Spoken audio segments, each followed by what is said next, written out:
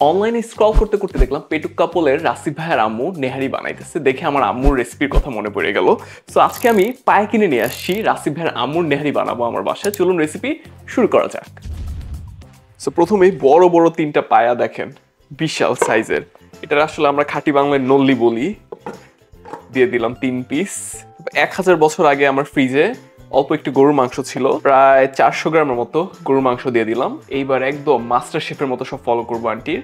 দেখেন 4 পিসের মতো কাঁচামরিচ। আর আমি একটু পরিমাণ কম বেশি করে দিচ্ছি, কারণ আমি ওনার থেকে একটু কম পরিমাণ নিয়েছি সবকিছুই নেহারির। প্রথমে একটা আস্ত দারচিনি, তারপর 6-7 পিসের মতো এলাচ, 1 কেজি তেজপাতা, মানে কয়েক পিস আর কি, 5-6 পিসের মতো লবঙ্গ, নাকফুল যেটা বলে আর কি মাঝে মধ্যে, প্রায় 1.5টার মতো পেঁয়াজ কুচি করে, যেটাকে আর কি ওই যে খাঁটি বাংলায় বলে, মানে আমি আবার ইংলিশ যদি বলতে চাই স্লাইসড অনিয়ন।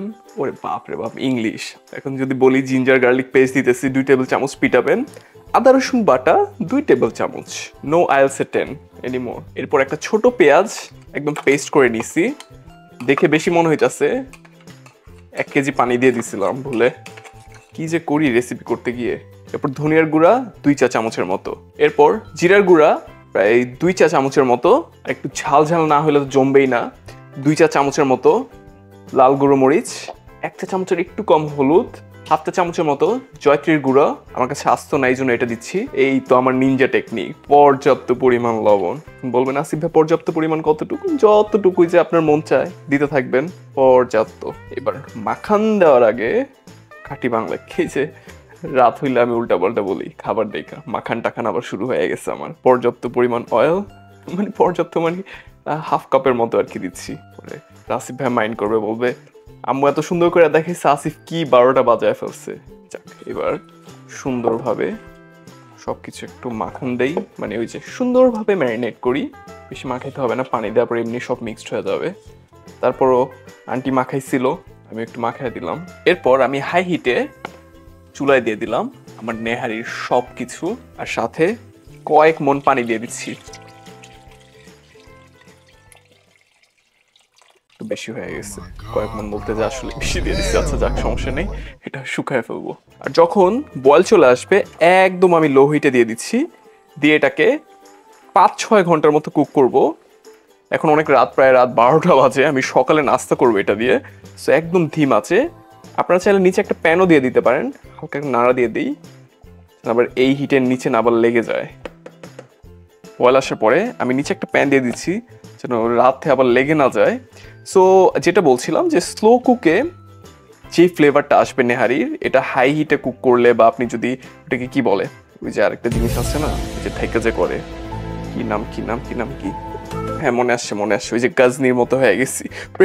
প্রেশার কুকার করলে ওই ফ্লেভার আসে না। যাক, আমি ঢেকে এবার এটাকে সারা রাত, মানে 5-6 ঘন্টা আমি এটাকে কুক করবো স্লো হিটে, তারপর দেখাচ্ছি। সকাল সকাল উঠে গেছি, দেরি হয়েছে একটু আর কি। বিসমিল্লাহির রহমানির রহিম। আল্লাহ, মাশাআল্লাহ, দেখেন কত সুন্দর একটা কালার আসছে। সেই সেই সেই থেকে দেখাই, একটু মনে হয় হিটটা বাড়া দেওয়া উচিত, সুন্দরভাবে আর একটু ঠিক হবে। এবার যেটা করব, মাংসগুলোকে নিয়ে নিব, এটার ভর্তা বানাবো। ভর্তা মানে একটু আর কি ভেঙে ভেঙে দিব, তাহলে আর একটু ঘন হবে। এভাবেই করছিল আন্টি, বাসায় তো সবসময় আম্মুই বানাইছে।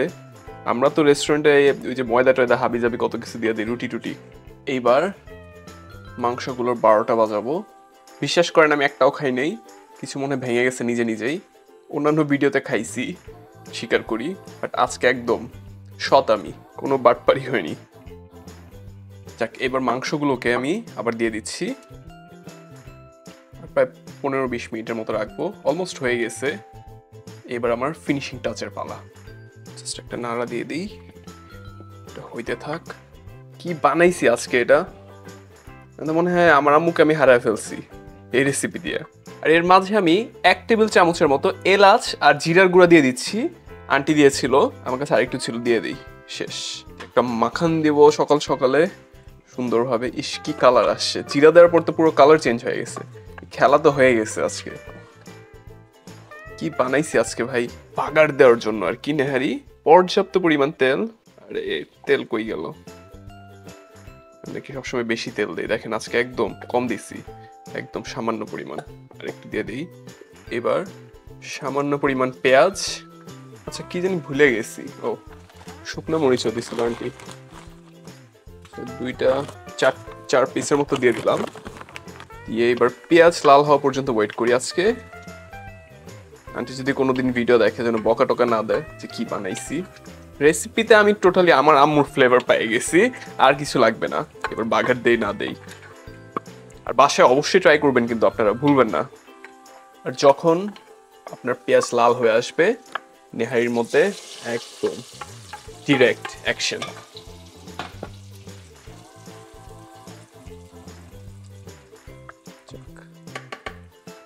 এবার সার্ভ করার পালা, তারপর দেখাচ্ছি আপনাদের।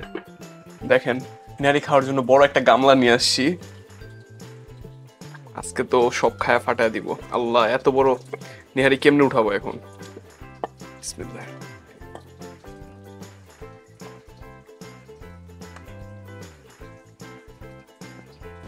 এইবার ট্রাই করার পালা, দেখি কি অবস্থা নেহারির।